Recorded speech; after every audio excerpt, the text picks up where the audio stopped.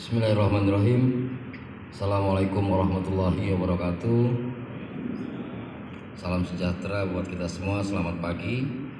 Izinkan saya membacakan sambutan Menteri Dalam Negeri pada peringatan Hari Otonomi Daerah ke-29 tahun 2025, Jumat 25 April 2025. Assalamualaikum warahmatullahi wabarakatuh. Waalaikumsalam. Salam sejahtera bagi kita semua. Om Swastiastu, Namo Buddhaya, salam kebajikan. Yang terhormat saudara-saudara sebangsa dan setanah air, para peserta upacara peringatan Hari Otonomi Daerah yang ke-29 tahun 2025, yang terhormat Wakil Gubernur Banten, yang terhormat para Forkopimda yang hadir atau mewakili, yang terhormat Pelaksana Harian Sekretaris Daerah, para asisten, staf ahli gubernur, kepala OPD, para pejabat administrator, pengawas, fungsional, para ASN, P3K, non-ASN dalam lingkungan pemerintahan Provinsi Banten, serta hadirin dan undangan yang berbahagia. Marilah kita panjatkan puji syukur kehadirat Allah SWT, Tuhan Yang Maha Esa, karena berkat rahmat dan hidayahnya pada hari ini kita dapat hadir pada acara peringatan Hari Otonomi Daerah ke-29 tahun 2025 dalam keadaan sehat walafiat.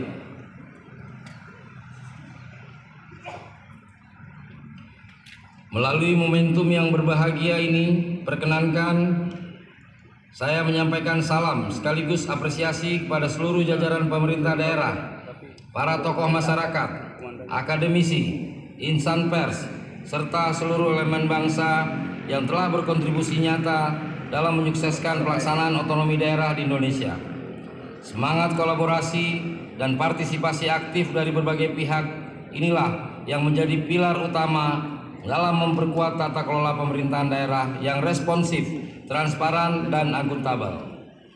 Hadirin yang saya hormati, pada beberapa kesempatan saya telah menegaskan bahwa Indonesia adalah negara besar, bukan hanya dari segi luas wilayah dan jumlah penduduk, melainkan juga dari keragaman budaya, sumber daya alam, dan potensi daerahnya.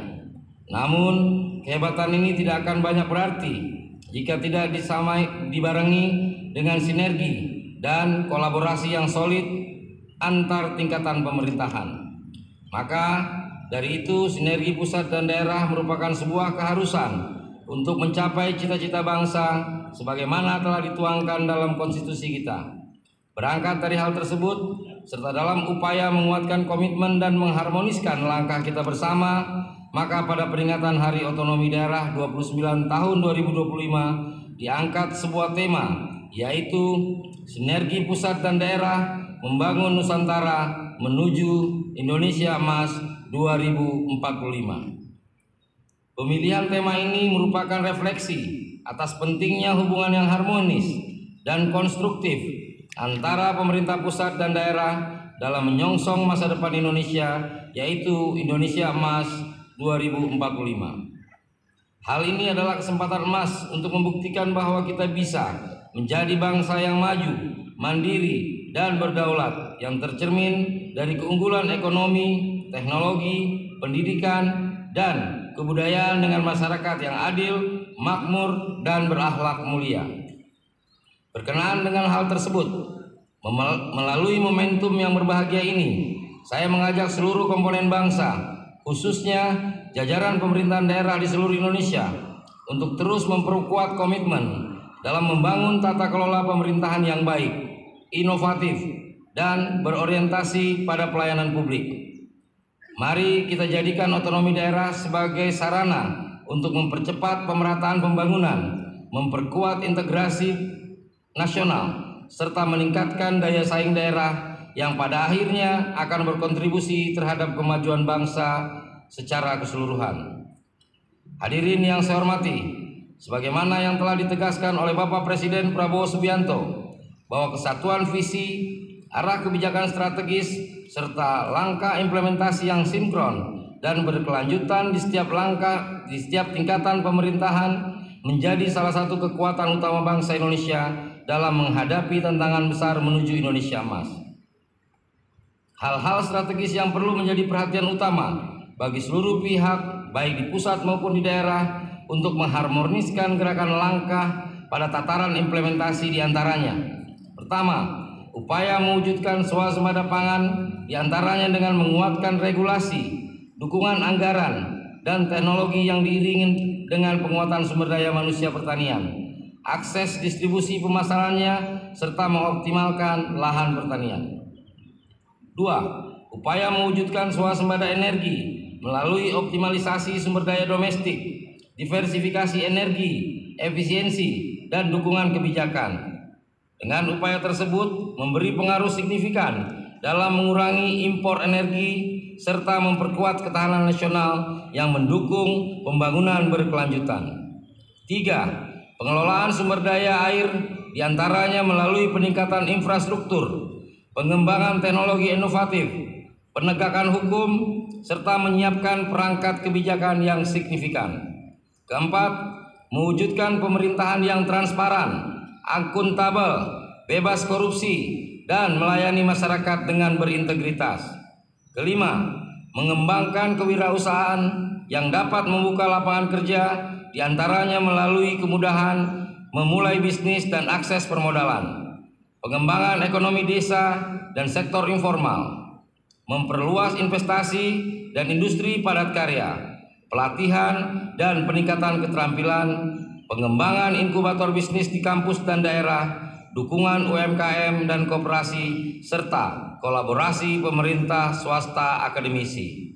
Keenam, peningkatan akses dan kualitas pendidikan melalui kolaborasi pemerintah, pusat dan daerah, swasta, dan masyarakat dengan memfokuskan beberapa hal utama, yakni pemerataan akses, infrastruktur, beasiswa, dan digitalisasi, peningkatan kualitas guru, kurikulum, dan fasilitas, serta pengawasan dan keterlibatan publik, termasuk di dalamnya memastikan peserta didik tercukupi asupan gizi melalui program pemberian makan bergizi gratis.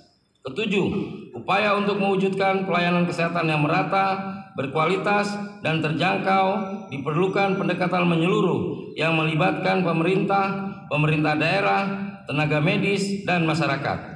Beberapa upaya strategis yang dapat dilakukan diantaranya penguatan sistem rujukan dan fasilitas kesehatan, peningkatan kualitas sumber daya manusia kesehatan, digitalisasi layanan kesehatan, penguatan jaminan kesehatan nasional, pencegahan dan promosi kesehatan, ketersediaan obat dan alat kesehatan, penanganan stunting dan gizi buruk. Kedelapan, reformasi birokrasi dan penegakan hukum merupakan salah satu upaya untuk mewujudkan tata kelola pemerintahan yang efektif, efisien, transparan, dan akuntabel. Untuk langkah reformasi birokrasi dapat diawali dengan penyederhanaan struktur dan prosedur, peningkatan kualitas sumber daya aparatur, penguatan akuntabilitas diantaranya melalui penerapan e-government untuk transparansi pengelolaan anggaran, penguatan sistem pengawasan internal, dan mengembangkan kanal pengaduan masyarakat yang terintegrasi. Hadirin yang saya hormati, tantangan dalam penyelenggaraan pemerintahan dan pembangunan yang kita hadapi tidaklah mudah. Namun dengan kerjasama dan sinergi antara pemerintah pusat dan daerah, saya yakin kita bisa menghadapinya. Di sisi lain, kita harus memperkuat koordinasi antar tingkatan pemerintahan untuk memastikan agar setiap kebijakan yang diambil implementatif dan tepat sasaran di daerah. Kolaborasi yang efektif antara pemerintah pusat dan daerah dalam melaksanakan arah kebijakan nasional memerlukan komitmen serta pemahaman yang sama mengenai prioritas pembangunan yang berorientasi pada kesejahteraan masyarakat. Oleh sebab itu, penting bagi pemerintah daerah untuk tidak hanya menjadi pelaksana, tetapi juga harus menjadi mitra aktif dalam merancang kebijakan yang relevan dengan kondisi dan potensi lokal agar Indonesia dapat berkembang secara adil dan merata. Dalam membangun sinergi antar pemerintah pusat dan pemerintah daerah, tidak dapat dilepaskan dari derajat kapasitas dari masing-masing tingkatan pemerintahan karena merupakan salah satu faktor kunci untuk melaksanakan otonomi secara efektif, mengelola pembangunan daerah dan mendukung implementasi kebijakan strategis nasional. Oleh karenanya, upaya peningkatan kapasitas daerah menjadi hal prioritas dengan memberikan atensi kepada: pertama, penguatan sumber daya manusia aparatur melalui pelatihan dan sertifikasi kompetensi, kerjasama dengan perguruan tinggi dan beasiswa. Kedua, peningkatan kapasitas keuangan daerah melalui optimalisasi pendapatan asli daerah, desain APBD berbasis kinerja, dan kerjasama dengan perbankan sebagai upaya membuka akses ke pembiayaan alternatif. Dan ketiga, penguatan kelembagaan dan tata kelola dengan melakukan reformasi birokrasi, digitalisasi pelayanan publik, dan peningkatan transparansi daerah guna menghadirkan pemerintahan yang adaptif, responsif, serta mampu menjawab kebutuhan dan harapan masyarakat secara tepat dan berkelanjutan. Hadirin yang berbahagia, akhir kata, sekali lagi saya ucapkan selamat Hari Otonomi Daerah ke-29 tahun 2025. Semoga semangat otonomi daerah senantiasa menjadi motor penggerak bagi terwujudnya pemerintahan yang lebih baik, pelayanan publik yang lebih prima, dan kesejahteraan masyarakat yang lebih merata di seluruh pelosok Nusantara.